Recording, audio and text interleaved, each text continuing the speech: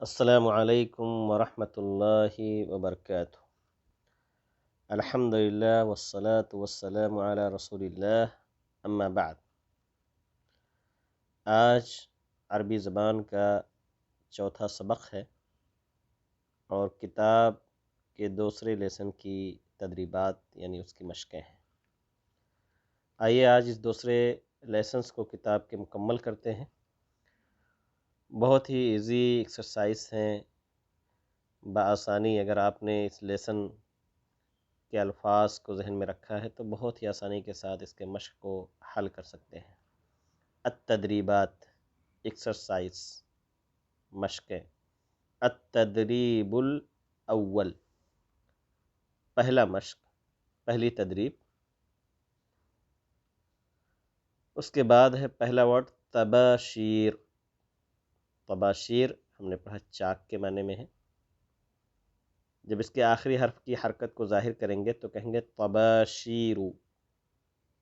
اس کو آپ تباشیرن نہیں کہہ سکتے، آگے چل کر کے بتلایا جائے گا کہ یہ غیر منصرف ہے، غیر منصرف کے اوپر تنوین نہیں آتی ہے، جیسے مساجدو اور مقابرو، اس طرح کے جتنے بھی وزن مفاعل یا مفاعیل کے وزن پر آتے ہیں اس پہ آپ تنوین نہیں لا سکتے۔ تو تباشیرو، صندوق، نافذۃ بتایا گیا تھا، نافذہ کے معنی روشن دان اور کھڑکی کے معنی میں بھی استعمال ہوتا ہے۔ باب، دروازہ۔ خریطۃ، نقشہ، میپ۔ حقیبۃ، بیگ۔ کرسی، مکتبۃ، مکتبہ کے معنی بتایا تھا بک ڈپو اور لائبریری کے معنی میں۔ بطاقہ، کارڈ۔ مساحہ، مساحہ یعنی ڈسٹر جس سے صاف کیا جائے بلیک بورڈ کو۔ حامل، اسٹینڈ۔ فوق، فوق کے معنی اوپر۔ التدریب الثانی، التدریب الثانی جو ہے دوسرا ایکسرسائز، دوسری مشق۔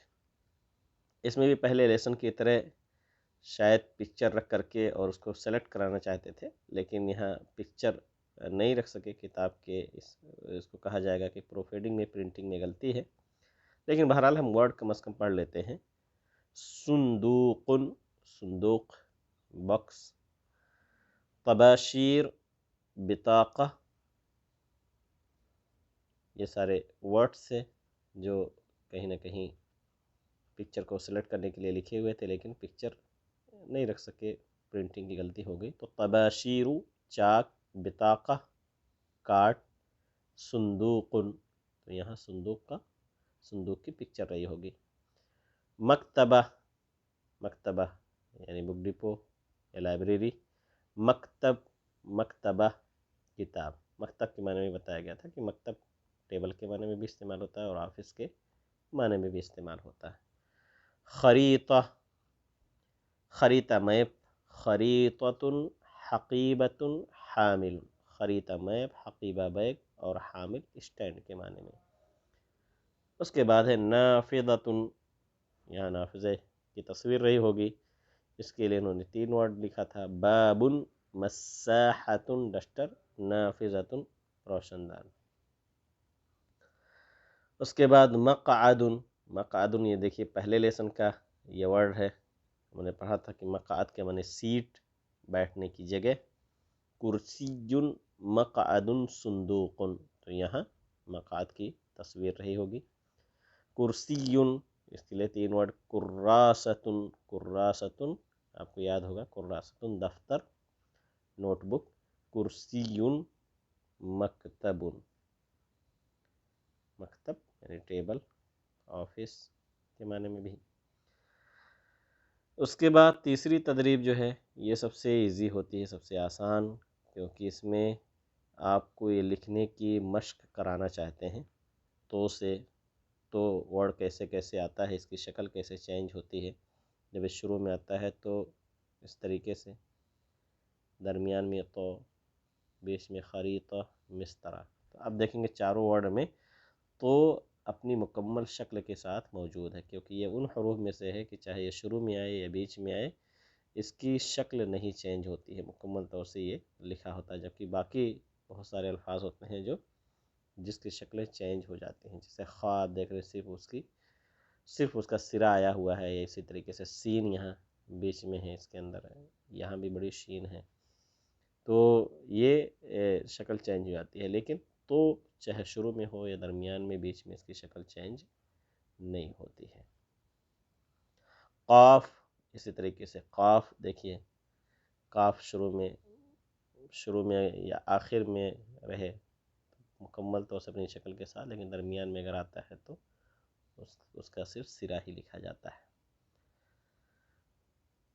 اس کے بعد ہے با، اس کے بھی بہت سارے ورڈ کس طریقے سے یہ آئے ہیں الفاظ میں، باب، طباشیر، حقیبۃ، مکتبۃ، بطاقۃ، تو ان سارے الفاظ کے اندر با ہے، اور یہ بھی آپ دیکھ رہے ہیں کہ آخر میں جب یہاں با آیا تو پوری شکل کے ساتھ، لیکن شروع میں یا درمیان میں جب آیا تو صرف ایک اس کے شوشے کے ساتھ اس کو ظاہر کیا گیا ہے۔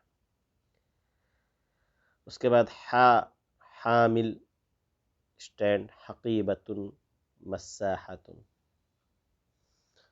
اس کے بعد کا جو صفحہ ہے وہ انٹرسٹنگ ہے اس ناحیے سے کہ چھوٹی چھوٹی ترکیبات ہیں اس میں۔ التدریب الرابع، چوتھا مشق، چوتھی تدریب۔ پہلی یہ پکچر ہے جس میں آپ دیکھ رہے ہیں کہ یہ جو ہے صندوق، یہ ٹیبل کے اوپر ہے، تو صندوق فوق مکتب، صندوق ٹیبل کے اوپر، صندوق ٹیبل کے اوپر ہے۔ سبورۃ فوق حامل، سبورہ یہ بلیک بورڈ ہے اور یہ ساتھ میں اسٹینڈ ہے۔ سبورۃ فوق حامل، بلیک بورڈ اسٹینڈ کے اوپر، تو بلیک بورڈ اسٹینڈ کے اوپر، اس طریقے سے آپ چھوٹے چھوٹے جملے بنا سکتے ہیں۔ اس کے بعد ہے قلم فوق کتاب، یہاں قلم ہے تو قلم فوق کتاب، قلم کتاب کے اوپر، اور یہاں پر ہے کتاب فوق مکتبۃ، کہ کتاب لائبریری کے اوپر ہے، تو مکتبہ یہاں لائبریری کے معنی میں، بلکہ اگر کہا جائے تو بک، کتابوں کا جو اسٹینڈ ہے، یہ بھی ایک چھوٹی سی لائبریری ہے، آدمی کو رکھنا چاہیے اپنے گھر کے اندر تاکہ اس میں منتخب کتابیں رکھے اپنے لیے، اپنے بچوں کے لیے۔ تو یہ آج کی جو تدریبات تھی کافی ایزی تھی۔ یہاں پھر اسی طریقے سے مشق ہے التدریب الخامس، یہ بھی آپ لکھ کر کے پریکٹس کر سکتے ہیں۔ خریطۃ، بطاقۃ، صندوق۔ اس کے بعد ہے التدریب السادس، قلم، مقعد، صندوق، یہاں بھی قاف کا دکھایا ہے کہ کیسے قاف کی شکل چینج ہوتی ہے۔ اس کے بعد یہ بھی بہترین مشق ہے لکھنے کی، التدریب السابع، جو کہ آج کا میرے خیال سے آخری مشق ہے۔ مکتب، مکتب و مکتبۃ، کس طریقے سے جو ہے معنی کی چینجنگ ہو جاتی ہے، مکتب جو ٹیبل آفس کے معنی میں، اور مکتبہ لائبریری اور بک ڈپو کے معنی میں۔ کتاب و مکتب، مکتب و مکتبۃ، مکتبۃ و کرسی، حقیبۃ فوق مکتب، خریطۃ فوق مکتب، قلم فوق صندوق، اور حقیبۃ فوق مکتب۔ تو اس کو بھی آپ کاپی میں لکھ کر کے بھی پریکٹس کر سکتے ہیں۔ کوشش کریں کہ جیسے یہ شکل ہے اسی طریقے سے لکھیں، دھیرے دھیرے آپ کی تحریری مشق بھی ہوتی رہے گی، اور آپ دیکھیں گے کہ مہینے 2 مہینے کے بعد اس کے اندر کافی اصلاح ہو جائے گی۔ اللہ تعالیٰ سے دعا کریں کہ اللہ رب العالمین ہمیں اسی طریقے سے مختلف علوم و فنون کو سیکھنے، اس کے اندر مہارت پیدا کرنے کی توفیق عطا فرمائے، اور جو کچھ سیکھیں لوگوں تک اس کے نفع کو، اس کے فائدے کو پہنچانے کی توفیق دے. جب تک زندہ رکھے ایمان پر قائم دائم رکھے. آمین. وآخر دعوانا الحمد للہ رب العالمین. السلام علیکم ورحمۃ اللہ وبرکاتہ.